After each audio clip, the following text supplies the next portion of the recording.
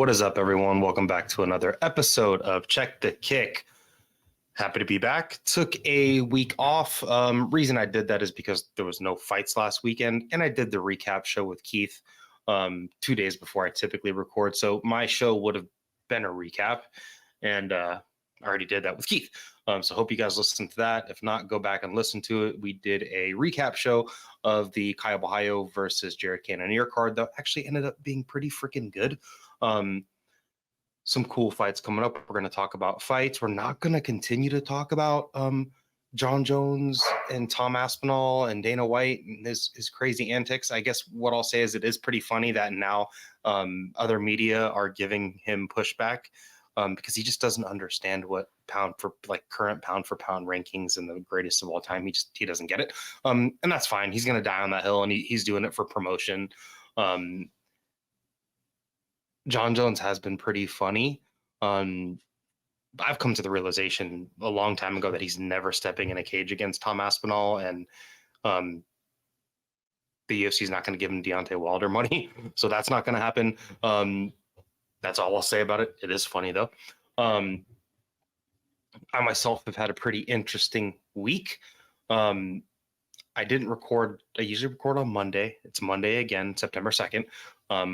Last Monday, whatever day of August that was, decided to not record.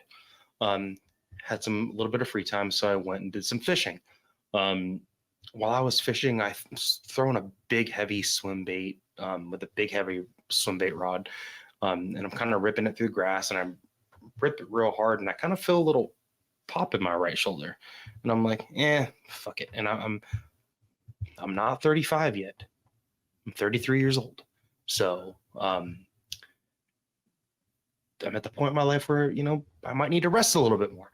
I kind of felt a little pop, and I said, fuck it. So I just kept fishing. And then later that night, I kind of stumbled a little bit and went to go catch myself sober. I do not drink. Went to catch myself, and I kind of felt that same area in my shoulder hurt. And I'm like, whatever. I'll be fine. I'll wake up fine. Arm's a little sore. I'll wake up fine. Did not wake up fine. Woke up in a little bit of pain the following day. It's been a week now. And then as the days went by, like up to Friday, I won't say my job. Won't say the place I work. We'll keep my private life private. If you know and you know me, cool. But I am one of the supervisors of a department. And the other supervisor and my direct boss, who's the manager of the department, they're both out that day. So I had to push through. I could barely even think. My shoulder hurt so damn bad. I messed up my rotator cuff. I have a funny picture of me wearing a hospital gown because Saturday I was like, I can't take it anymore. This is really terrible. When I did the urgent care thing, they just built a brand new one over here about 10 minutes away from me. Really nice facility, in and out in an hour and a half. Talked to the doctor, got some x-rays. Nothing was broken. Nothing was torn. Thank God. I thought maybe it was like a labrum thing. I could not lift my arm over my head. I can kind of do it now. I'm starting to get the mobility back. Thank God.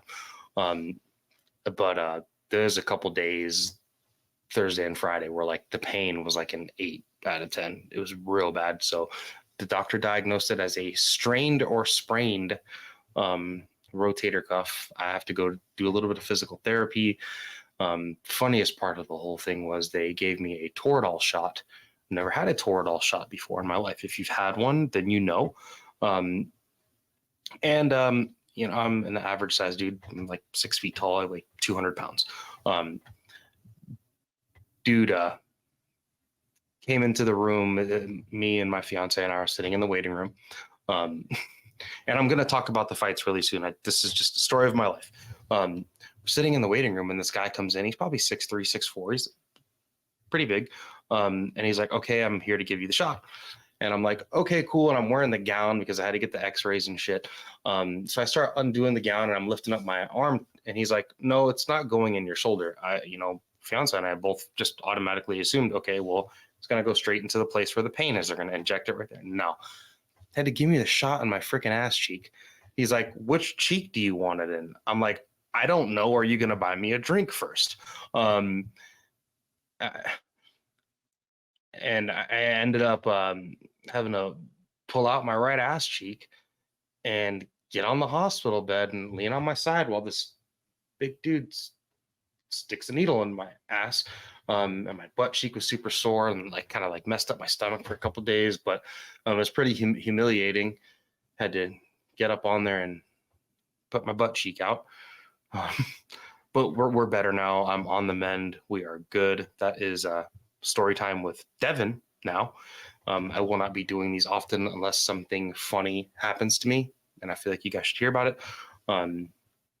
And unless you're a doctor and you're going to spread this out, there won't be any HIPAA violations. But yeah, that is what happened to me. We're going to go ahead and skip the first two segments of the show because there's no fights. There is some stuff to talk about, some fight announcements. Colby Covington and Dustin Poirier is rumored for Dustin's last dance. That's not signed, so I don't want to talk about it until it's like signed on paper. So we're going to shoot straight into the fights. Pretty cool card coming up this weekend. We're going to talk about three fights. First one is low-key, like banger of the night. Two dudes that have been doing really well that have, I mean, they've both been overachieving in my opinion. Both of them are really similar in a way, in a lot of ways. We have Steve Garcia taking on Kyle Nelson. This is a men's featherweight bout. Thank God it's not a women's featherweight bout. Odds on this fight, Steve Garcia is a pretty hefty favorite. The biggest number I see him at is minus 200, average about minus 185. Kyle Nelson plus 165, plus 155 are the best two prices I can find him at. You get your own betting odds from wherever you'd like. Place I like to go gives you a bunch of different odds. This is a really good ass fight. In Steve Garcia's last, let me just take a look. And I should have had this counted out before. I'm sorry. In his last 1, 2, 3, 4, 5, 6, 7, 8.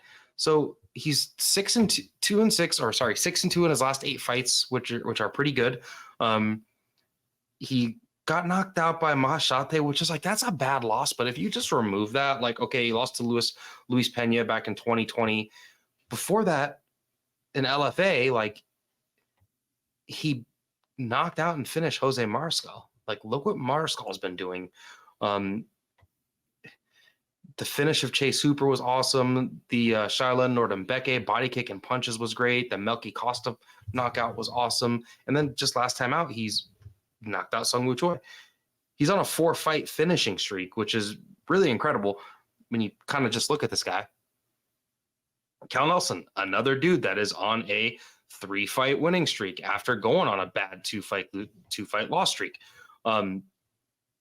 Beat Blake Builder, who was kind of hyped up and came off the Contender Series, and he was an underdog in that fight. And I think he's always going to be an underdog, Kyle Nelson. That win against Fernando Padilla's a dangerous fucking striker. And he went out there and went toe-to-toe with him and was a veteran in the last 2 rounds of that fight. Showed his grit and his power. And then last time out, he knocked out Bill Algeo. Really weird stoppage, but Algeo was, in a bad way. He was very rocked, stumbling all over the place. Could he have survived? Maybe. But no, he didn't. And both of these dudes are guys that are a little bit slow-footed, a little bit plodding. Both have a pretty good killer instinct, especially Steve Garcia. And both of them got big power in their hands. I think Kyle Nelson may be the little bit more durable guy. Both dudes are not, they're not defensive savants. And they've both been finished a lot in their career. Not a lot, but they both have finishes in their career. They've both been knocked out before. Kyle Nelson is like the best male Canadian fighter right now, I think. Mike Malott? No, I think maybe Kyle Nelson. I don't know. Steve Garcia is a really dangerous dude. He is like a kind of crafty brawler. A little bit kind of reminds me of like Matt Brown in a way. I'm worried about his defense and his durability, but as of lately, he's just become the guy that you can just kind of count on him to finish a fight. He's really, really dangerous. Kyle Nelson has kind of seemed to turn a pretty similar corner. Um, just gotten heavy-handed over time, like kind of the Drew Dober effect for both of these guys. They're so similar. I do think Steve Garcia is probably a little bit more dangerous, and I think he's gonna go for it a little harder, and he's definitely got that more of a stick-to-itiveness when it comes to hunting for a finish. This could get him caught because Kyle Nelson is pretty heavy-handed. This is going to be a guy that's not faster than Steve Garcia. Like a lot of Steve Garcia's last opponents, he's still catching them slipping, and he's not the fastest dude. And usually the guys are faster than him. I'd say Chase Hooper is probably the only guy that's not faster than him in his latest 4-fight run. Kyle Nelson is not going to be faster than him. They're both really similarly slow. I just think Kyle Nelson could win the back 2 rounds of this. He could get hurt in the first round, survive, and then who knows what happens, and he could win a tough, gritty second and third round. I'm going to pick Steve Garcia to probably catch him with something, hurt him with something. Again, neither one of these guys are defensive savants, and if they're both just going to go put their nuts on the line, I'm going to rely on Steve Garcia. I think a smart bet in this fight would be Steve Garcia by finish because he is like a minus 200 favorite. But like a straight wager on Kyle Nelson, either one of those bets is probably a good bet. Like you can find it at a plus number, straight wager on Kyle Nelson, or a finish prop by Steve Garcia, or maybe fight doesn't go under 1.5, something like that. I'm no longer a huge sports bettor, but those are lines that would be interesting to me. Should be a really fun fight. Would not be surprised if these dudes left with 50 grand each in fight of the night. And I'm pretty excited to see who's just going to continue to keep overachieving. Moving on to the co-main event, we got Battle of the Brazilians, women's flyweight bout. We have Jessica Andrade taking on one of my more hyped prospects in women's MMA, Natalia Silva. We have the young gun taking on one of the old dogs, Jessica Andrade. Shit, if you're listening to this podcast, you guys know who Jessica Andrade is. Did finishes in multiple divisions.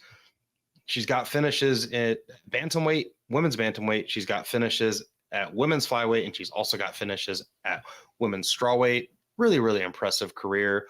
She was taking a little bit of a nosedive, but then came back. But she's still taking these insane matches, these really, really tough fights. And shout out to her for taking these fights.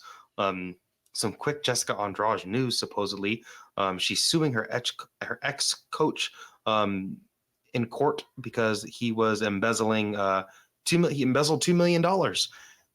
I guess that's not good. She's always got a lot of hidden drama with her fights too. Like she supposedly started that OnlyFans because she was like pushed by management to do that OnlyFans thing, and she like wasn't into it.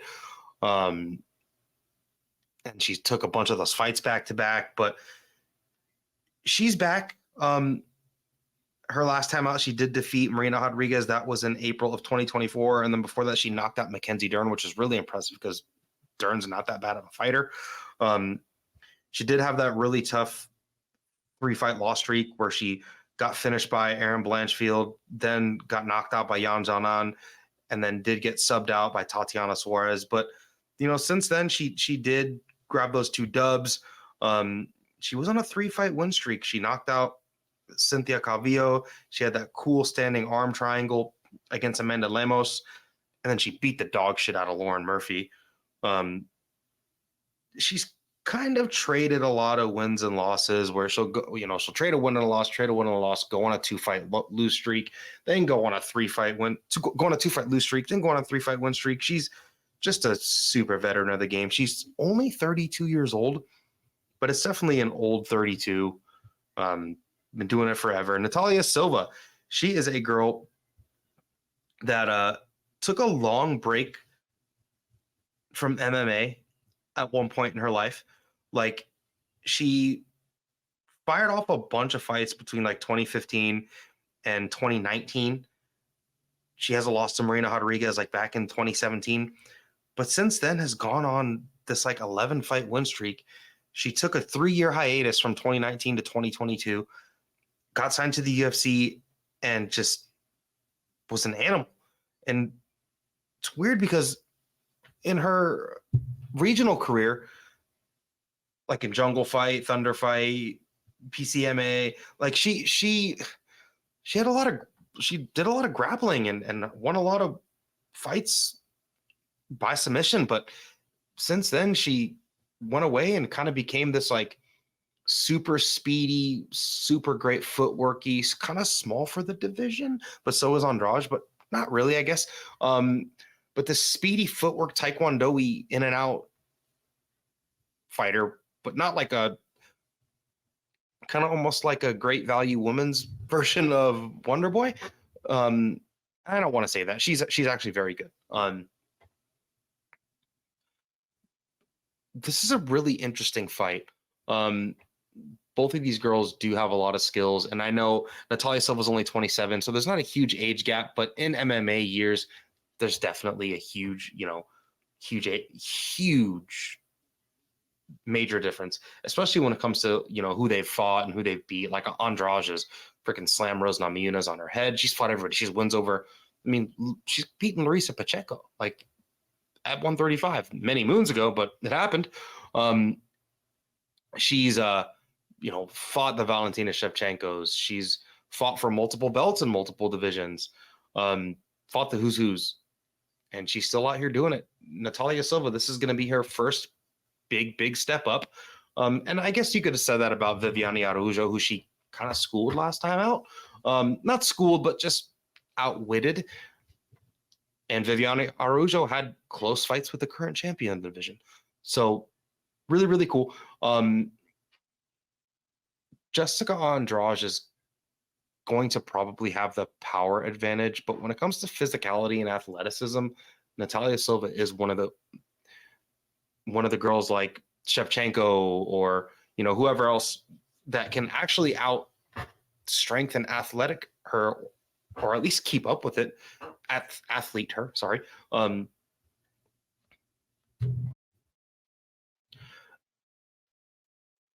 And she's going to definitely be faster than her. Natalia Silva is not scared to operate off the back foot, and she can be really dangerous off the back foot. Look at that spinning back kick knockout against Teresa Bleda. Look what she just did to Viviane Araújo. She beat up Andrea Lee. She's got, when she came back and beat Jasmine Jasdavicius cleanly too. And look how good Jasdavicius has become. Jessica Andrade will take the front foot. She will plot forward. She will put her chin on the line, and she will throw big punches. This is going to look like the great value version of that last Josiane Nunes fight.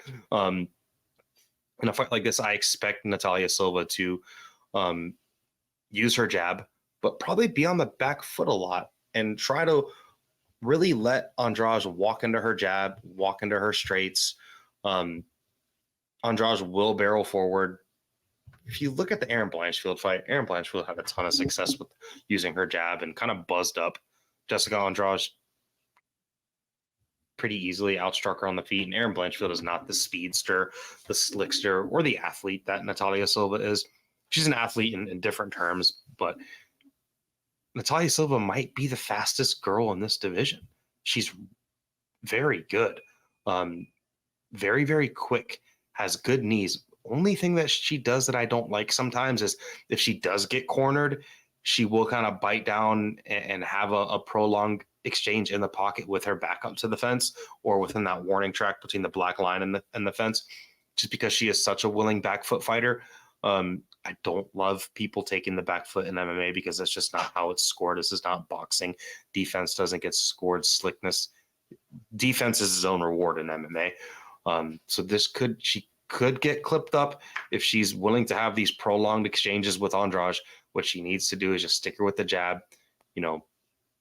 It's an MMA fight, and people don't throw more than one jab before they throw a cross. Throw 3 jabs. Just triple up your jab. If she comes into the pocket, you stick her with the straight jab, and then you get on your bike and you circle out, and she doesn't land anything, and she throws 2 big whiffing hooks. All that's going to do is get her tired. We've seen Andrade be broken before. She's a very determined fighter, but she's not bulletproof whatsoever. Watching tape on the Andrade versus Dern fight, like Dern will run headfirst into things, and Andrade was just killing her for it. Silva's not going to do that. Silva's not going to go just blindly forward. And Silva's young. She's making tons of improvements. I think Jessica Andrade is capped at her game, and I think she's plateaued and plummeting down. I don't want to say plummeting, but moving downward. She's not learning more things, and I think Natalia Silva is learning more things. Could see Silva sneak in some knees. Andrade is a very short fighter. I'm going to go Silva to win a pretty impressive decision. Maybe Andrade gets in there and throws some body punches. We don't see much body work in women's MMA, especially body punching. Maybe some body punching can slow Silva down or make her, maybe she can force her into her power with body punches. But I do believe Silva is just going to be the faster, younger girl. Stick her with the jab, throw the crosses when they're there. Keep it simple, stupid. Stay on the back foot, use your speed, and stay out of dodge. Main event time. We have Gilbert Burns, Dorino, taking on Sean Brady. No nickname, which I kind of like and respect. Odds on this fight are... And why are they all mixed up and weird? Sorry, I refreshed page and their names literally just disappeared. I just had to go and find their odds.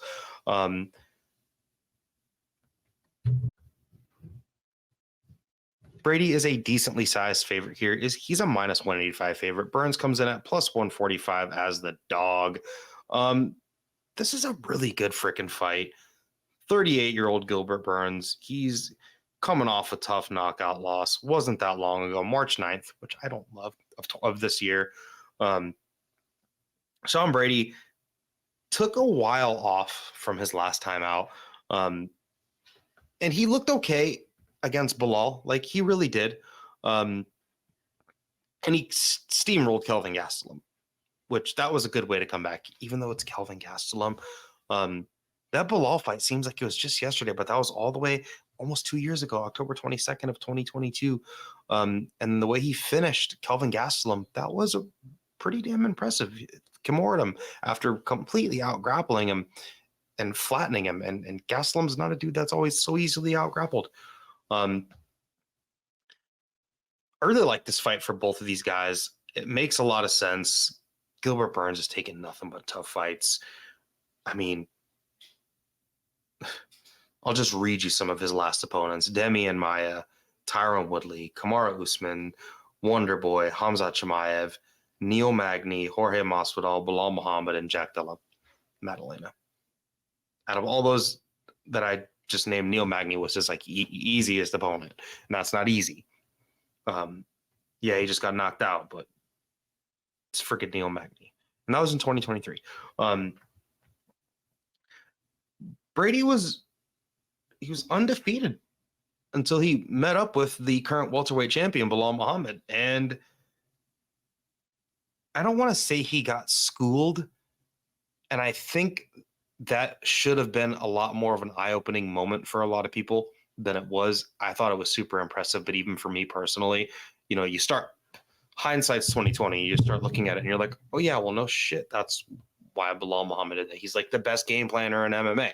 And he's got, keep using the term stick-to-itiveness, but he's in the top 5 of the most stick-to-itiveness in MMA. And you combine that with probably one of the best game planners, if not the best game planner in MMA.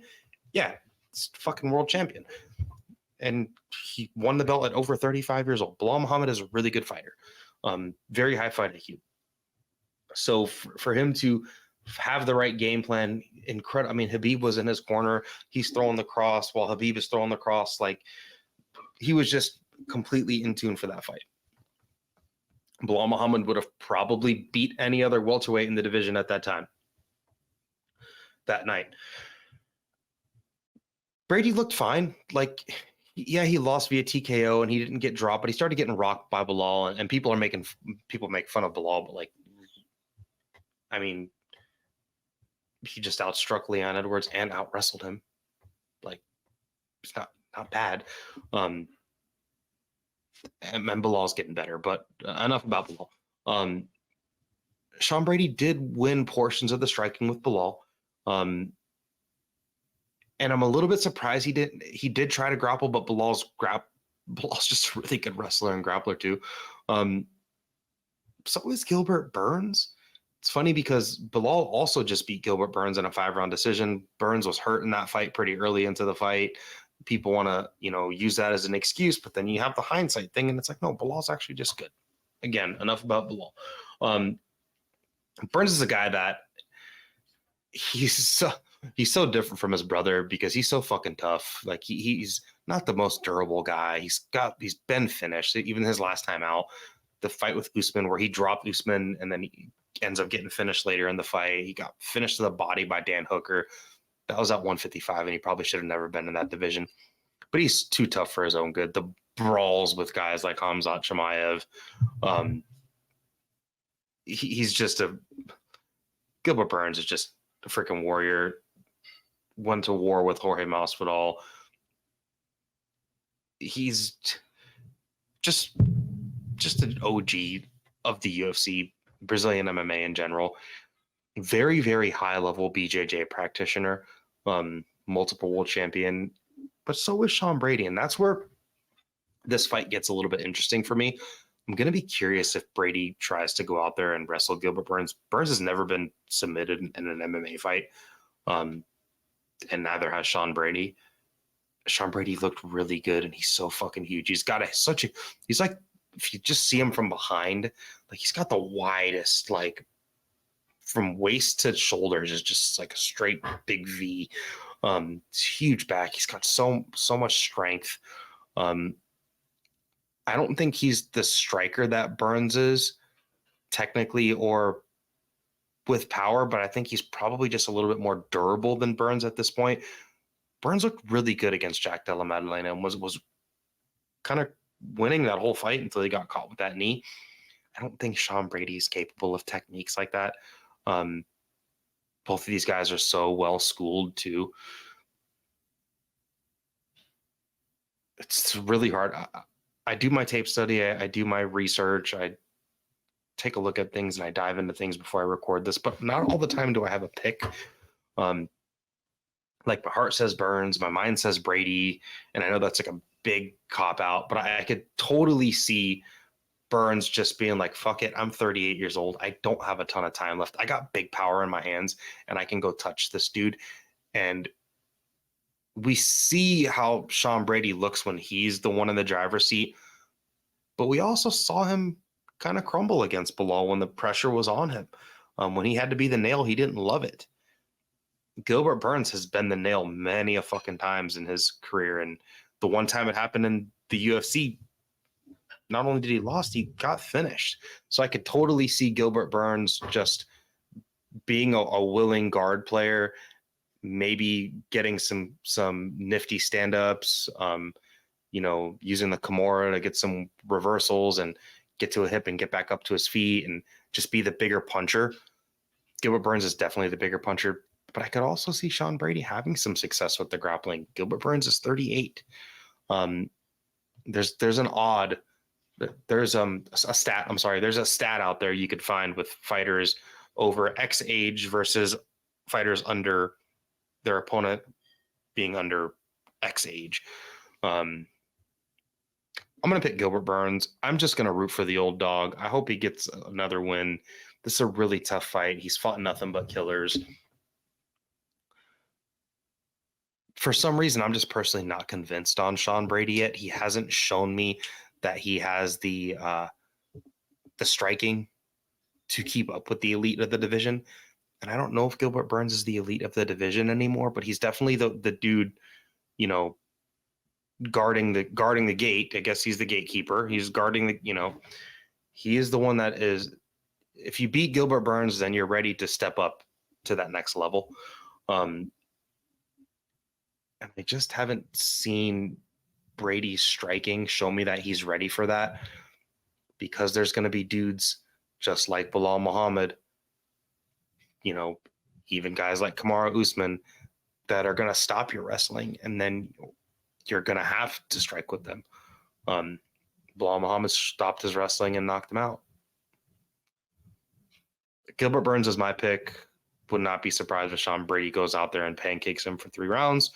I also think Gilbert Burns has better takedowns than Sean Brady, and I think if Gilbert wants to go to that, I think he has a little bit more high-level experience with the BJJ, but the age thing is something that is always going to bother me, especially him just getting knocked out last time out. Gilbert Burns is the pick. I'm rooting for the old dog. Every dog has their day. Maybe it's Gilbert Burns' day this weekend.